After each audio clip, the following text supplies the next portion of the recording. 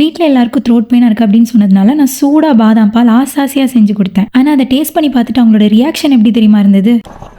நாட்டுப்பால் tea உங்ககிட்ட கேட்டனா?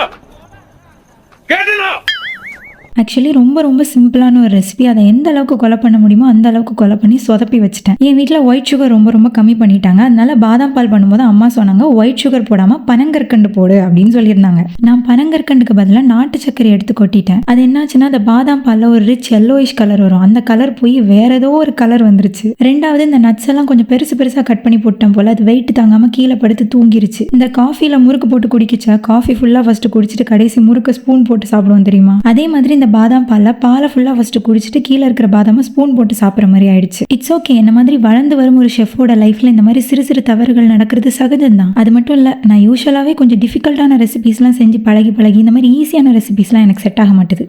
கொஞ்சம் ஓவரா தான் போய்கிட்டு இருக்கோமோ.